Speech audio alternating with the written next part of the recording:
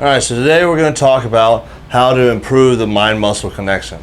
A lot of people, when they're training for bodybuilding or training for hypertrophy, trying to develop specific muscle groups, struggle to really target that muscle group in their training. Instead, they're kind of focused on the movement and just moving the weight instead of moving the weight with the targeted muscle.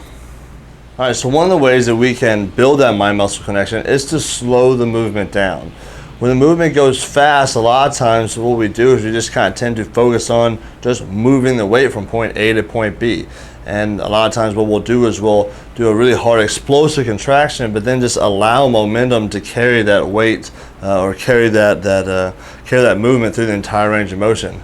What we want to do is slow the movement down a little bit. So not necessarily do a slow contraction, but for example, if we're doing biceps curls, instead of just exploding up or swinging the weight up, taking the time to really concentrate on flexing the weight up and bringing it down controlled instead of up as fast as we can, just relaxing it all the way down. We want to slow it down a little bit, focus on getting a good contraction up, good contraction down, so that there is tension placed on the muscle the whole time and we're not slinging it and using momentum to do that movement. All right, another method we can use is pausing.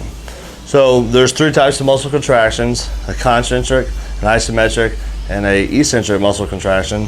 So for example, with the bicep curl again, as we do the concentric contraction up, we don't want to lose contraction at the top of the movement. We don't want to explode it up, relax the top, and then relax all the way down. So one of the ways that we can kind of keep tension on the muscle is to pause at the shortened state. So we would flex up, pause for a second, and really use that as an opportunity to contract against the weight and really focus on contracting that muscle before going back through the eccentric contraction.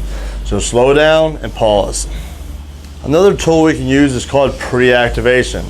So for example, let's say we can really get our glutes to engage well when we're doing glute bridges or some type of glute targeted work, but we tend to lose the ability to fill them on a squat or on a hack squat or doing a RDL or something like that.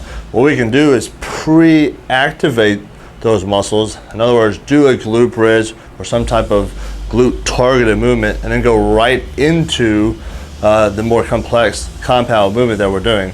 So we've built in that mind-muscle connection with that muscle group, and we can then utilize that kind of already pre-established connection to then carry it over into a more compound movement. So there you have it, 3 ways to really help build that mind-muscle connection: slow down, pause, and use pre-activation to kind of build up that mind-muscle connection before going into more complex lifts. Stay tuned for more MBS Whiteboard Talks.